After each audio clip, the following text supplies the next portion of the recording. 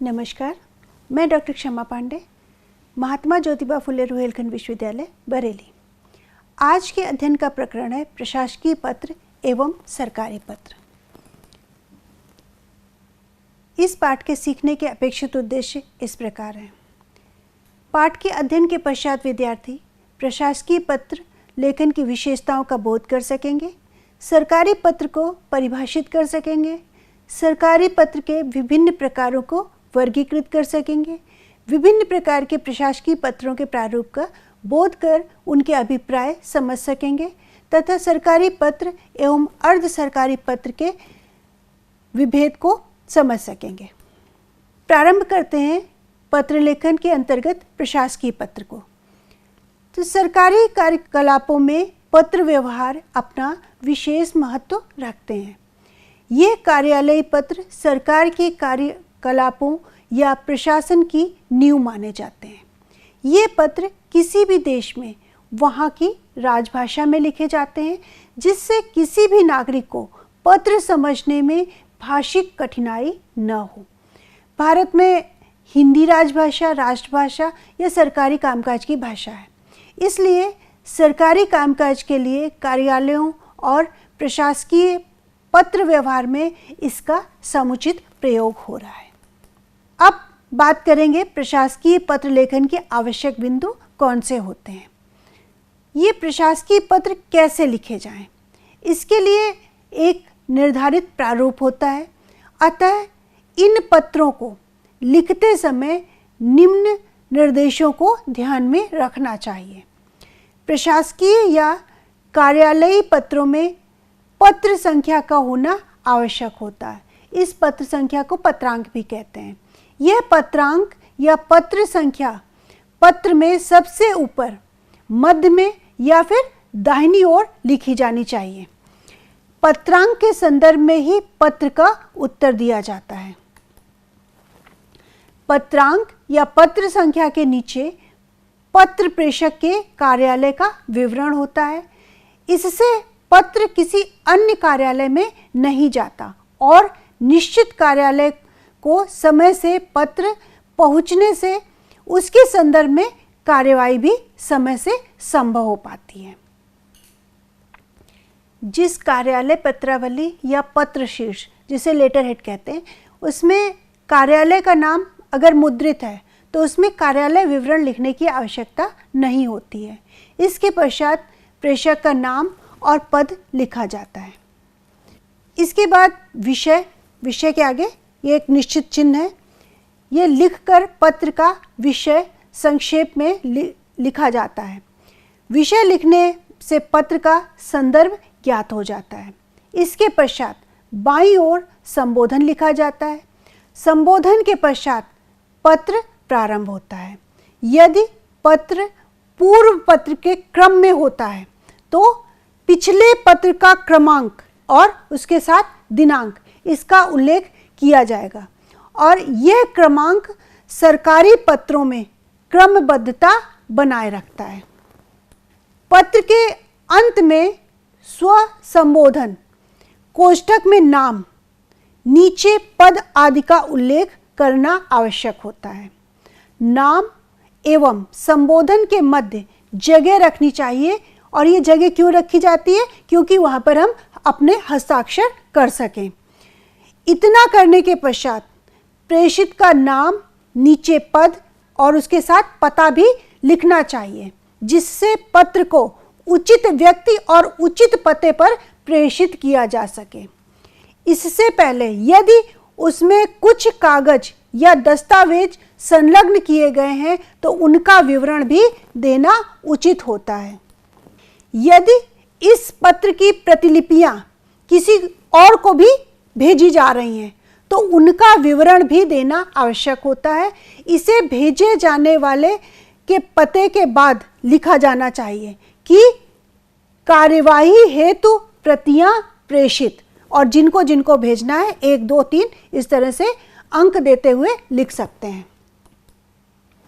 इस प्रकार निर्धारित प्रारूप में समस्त विषय को कलात्मक एवं सुग्राह्य रूप में संयोजित करके पत्र लिखे जाएं तो इससे कार्यालयों की कार्य क्षमता में अभिवृद्धि होगी और पत्र पाने वाले को संतुष्टि की अनुभूति भी होगी। ये सरकारी पत्र केंद्रीय सरकार, प्रांतीय सरकार, उसके प्रशासकीय संगठनों, विभागों, अधीनस्थ कार्यालयों आदि को लिखे जाते हैं। प्रमुख रूप से 2 स्थितियों में इस प्रकार के पत्र लिखे जाते हैं। प्रथम, व्यक्ति स्वयं, संस्था, व्यावसायिक संगठन या राजकीय कार्यालयों द्वारा अपने उद्देश्य की पूर्ति हेतु। द्वितीय, एक दूसरे को लिखे गए पत्रों के उत्तर के रूप में पत्राचार। तो ये 2 रूप होते हैं मूल रूप से। परिस्थितियों के अनुसार कई बार यह पत्राचार श्रृंखला के रूप में चलता है और अनेकों बार एक पत्र ही समस्या का समाधान प्रस्तुत कर देता है और उस विषय में संबंधित पत्राचार पूर्ण माना जाता है। दीर्घकालिक पत्राचार पत्र व्यवहार कुशलता और कार्य क्षमता पर प्रश्न चिन्ह उत्पन्न करता है, क्योंकि कोई भी कार्य त्वरित निस्तारित होना आवश्यक होता है और कार्यालयीय पत्रों की यह विशेषता होनी चाहिए कि वे सारगर्भित, क्रमबद्ध, सरल एवं उद्देश्यपूर्ण लिखे गए हों। ऐसे पत्रों में किसी प्रकार की दुर्भावना नहीं होती है। यदि प्रत्युत्तर तात्कालिक हो तो कार्य में गतिशीलता होती है और कार्यालयों में कार्यभार की भी अधिकता नहीं होती है। यह कार्य प्रणाली कर्मचारियों में संतोष का भाव उत्पन्न करती है। इससे सरकार की नीतियां भी स्पष्ट रहती हैं और किसी के मन में इन नीतियों के प्रति संदेह का भाव उत्पन्न नहीं होता है। अतः पत्र सही व्यक्ति को सही रूप में लिखा जाना चाहिए। अब यहाँ पर किन चीज़ों को स्मरण रखना चाहिए इस संदर्भ में? कार्यालय हेतु कुछ आवश्यक दायित्व होते हैं, जैसे पत्र को रजिस्टर में चढ़ाकर उसके समुचित विवरण की व्यवस्था करें तथा जिन्हें भेजना है उन्हें शीघ्र निर्गमित किया जाना चाहिए। अनुभाग, शाखा, अधिकारी उस पर टिप्पणी लगाकर शीघ्र उसे आगे प्रेषित करें या उसके उत्तर लिखकर और या लिखवाकर या टंकित करवाकर शीघ्र प्रेषित करें। ऐसी प्रक्रिया अपनाने पर सरकारी पत्रों का महत्व द्विगुणित हो जाता है और कार्यों में तीव्रता आती है। पत्र रोकने से या समस्या निस्तारण में विलंब लाने से कर्मचारियों की छवि खराब होती है, कार्यालयों की भी छवि खराब होती है और संबंधित के मन में उदासीनता तथा आक्रोश बढ़ने लगता है। सरकारी पत्र मात्र एक प्रक्रिया होते हैं जिसका ज्ञान होना हमें आवश्यक होता है। पत्राचार एवं पत्रावली लेखन का पूर्ण ज्ञान होने से इन पत्रों का पूर्ण प्रभाव पड़ता है। विनम्रता एवं शिष्टता इनका आवश्यक अंग होता है। एकार्थी भाषा, विराम, अर्धविराम, पूर्ण विराम, अनुच्छेद का पूर्ण ज्ञान पत्र को शुद्ध, आकर्षक एवं प्रभावी बनाते हैं। अब हम बात करेंगे सरकारी पत्रों के प्रकार की। जिस प्रकार सरकार के कार्य प्रणाली में विविधता होती है उसी प्रकार सरकारी पत्रों के प्रकार में भी विविधता होती है। तो सरकारी पत्र के कितने प्रकार हो सकते हैं यहाँ पर संक्षेप में बताने का प्रयास किया गया है। जैसे सरकारी पत्र, इन्हें ऑफिशियल लेटर कहते हैं। कार्यालय ज्ञापन, ऑफिस मेमोरेंडम, ज्ञापन। अर्ध सरकारी पत्र, कार्यालय आदेश, परिपत्र, अनुस्मारक, पृष्ठांकन, अधिसूचना, तार। ये विभिन्न प्रकार के सरकारी पत्र होते हैं जिन्हें सरकारी कामकाज के लिए प्रयोग में लाया जाता है। अब आगे हम बात करेंगे कि जब हम सरकारी पत्र लिखते हैं तो उसमें सरकारी पत्र के प्रकार के आधार पर संबोधन किस प्रकार का होता है। तो जो विभिन्न प्रकार के सरकारी पत्र हैं या ये सभी प्रकार के पत्रों का कार्यालय के पत्र व्यवहार में अत्यधिक महत्व होता है और इन सभी के प्रारूप भी अलग अलग होते हैं।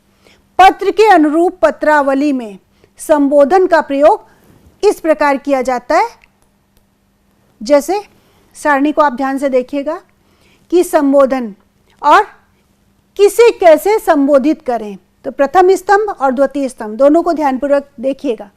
महोदय या श्रीमान किसके लिए? अधिकारियों को। प्रिय महोदय महानुभाव गैर अधिकारी व्यक्तियों को या व्यक्ति समूहों को। महानुभाव या महोदय वृंद व्यावसायिक संस्थाओं को। महोदया महिला अधिकारियों को।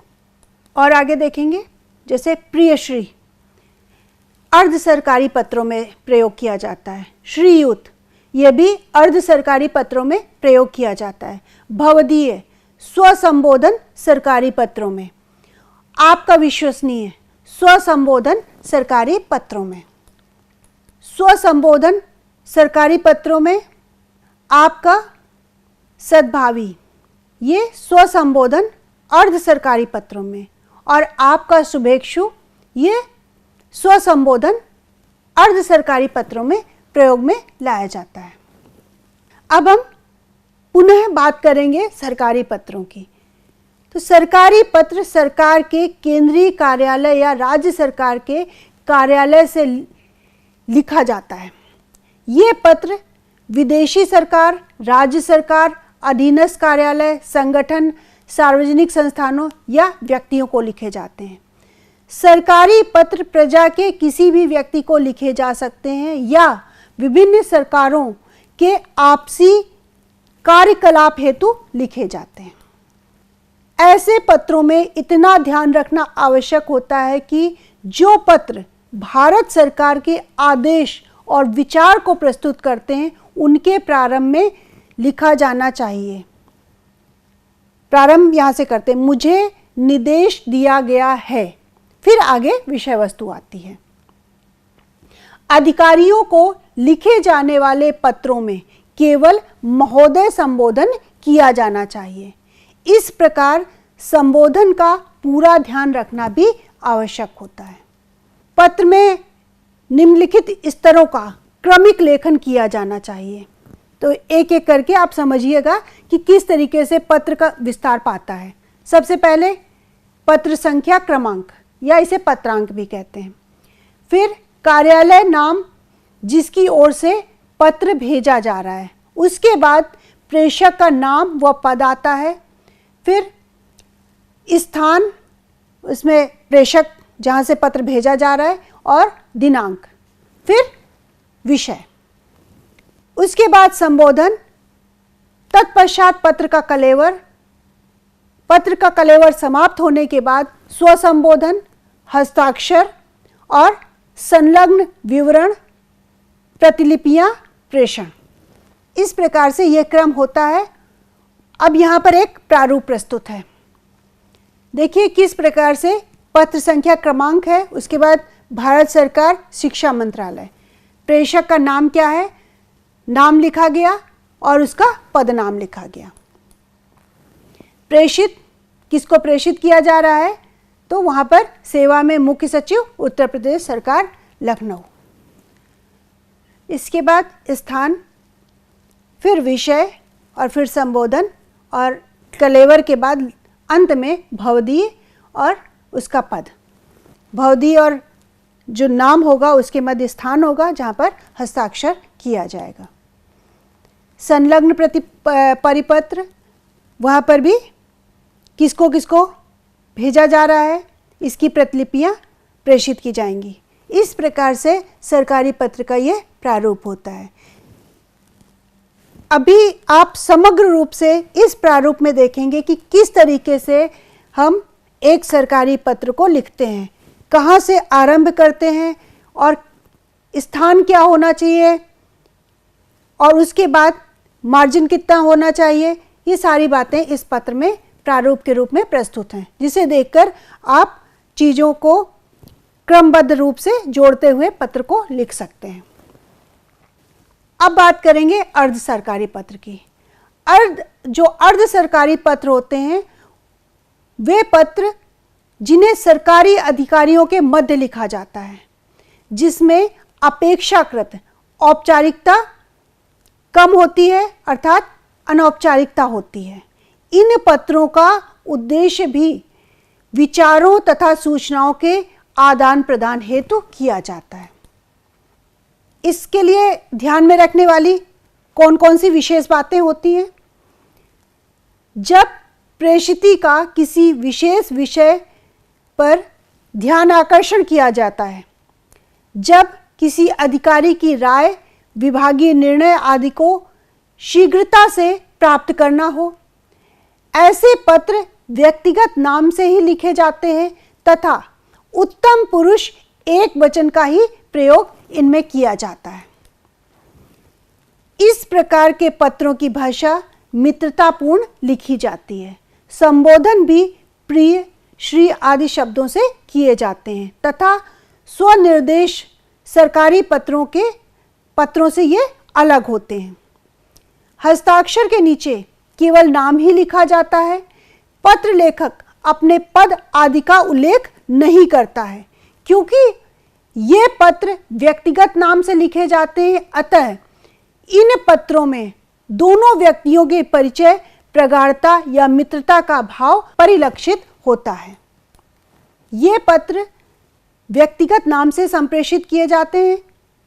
इस प्रकार के पत्रों में गोपनीय विषय भी सन्निहित रहते हैं, इसलिए ये पत्र गोपनीय या कॉन्फिडेंशियल होते हैं। इन्हें कार्यालय का अन्य व्यक्ति नहीं खोल सकता। लिफाफे पर भी व्यक्तिगत या गोपनीय शब्द लिखा जाता है। अर्ध सरकारी पत्रों का उत्तर भी अर्ध सरकारी पत्र के रूप में दिया जाना चाहिए।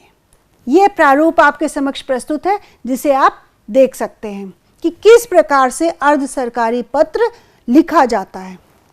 दूसरा प्रारूप आपके समक्ष प्रस्तुत है, जिसे देखकर आप समझ सकते हैं कि इसकी विषय वस्तु क्या है और संबोधन क्या है और इसका समापन किस प्रकार किया जा रहा है।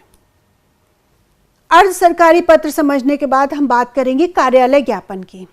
सरकारी पत्र व्यवहार के रूप कार्यालय ज्ञापन का प्रयोग सरकार के विभिन्न मंत्रालयों एवं कार्यस्थलों के मध्य किया जाता है। इसकी कार्यशैली सरकारी पत्रों से भिन्न होती है। इसमें कोई संबोधन नहीं सम्मिलित किया जाता। ऐसे ज्ञापनों में अंत में स्वसंबोधन भी नहीं किया जाता। अंत में प्रेषक या भेजने वाले के हस्ताक्षर व पद का विवरण लिखा जाता है, जिससे यह स्पष्ट हो जाता है कि ज्ञापन किसकी ओर से लिखा गया है। प्रारंभ में कार्यालय का पता, स्थान, दिनांक तथा पत्रांक रहता है तथा स्पष्ट रूप से लिखा जाता है कि कार्यालय ज्ञापन है। ज्ञापन के अंत में जिस मंत्रालय को यह प्रेषित किया जा रहा है उसका नाम और पता लिखा जाता है। ज्ञापन में उत्तम पुरुष का ही प्रयोग किया जाता है। ऐसा माना जाता है कि ज्ञापन का प्रयोग संलग्न या अधीनस्थ कार्यालयों के लिए नहीं किया जाना चाहिए। यहाँ पर कार्यालय ज्ञापन का प्रारूप आपके समक्ष प्रस्तुत है कि कहाँ से हमें शुरू करना है और किस प्रकार से संबोधन, विषय और कलेवर तथा समापन किया गया है। अंत में प्रतिलिपियां किसको प्रेषित की गई हैं। समग्र रूप से एक नमूना आपके समक्ष कार्यालय ज्ञापन का प्रस्तुत है, जिसे आप ध्यान से देख सकते हैं और इसे सहायता के लिए प्रयोग भी कर सकते हैं। इस प्रकार आज का पाठ यह समाप्त होता है और अब आपके समक्ष निष्कर्ष प्रस्तुत है। प्रस्तुत पाठ में सरकारी पत्र के विभिन्न प्रकारों को स्पष्ट किया गया।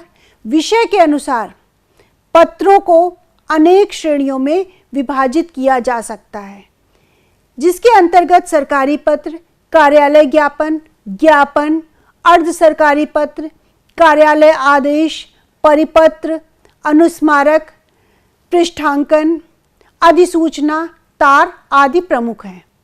पुनः सरकारी पत्रों के विभिन्न प्रकारों को वर्णित करते हुए उनके प्रारूप प्रस्तुत किए गए। सरकारी पत्रों में पत्र की प्रकृति एवं अधिकारी के पद के अनुरूप किसे क्या संबोधन दिया जाना उचित होगा, इसका वर्णन भी इस पाठ की विषय वस्तु के रूप में किया गया। सरकारी पत्र लिखे जाने एवं कार्यालय में उसको किस प्रकार आगे संप्रेषित किया जाए, इस विषय पर भी पाठ के अंतर्गत चर्चा की गई।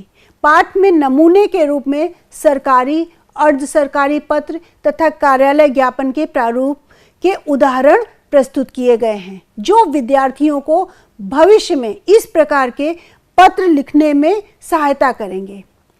इस प्रकार ये पाठ यही समाप्त होता है और अगले पाठ में इसी प्रकरण को विस्तार देते हुए सरकारी पत्रों के अन्य प्रकारों का वर्णन किया जाएगा।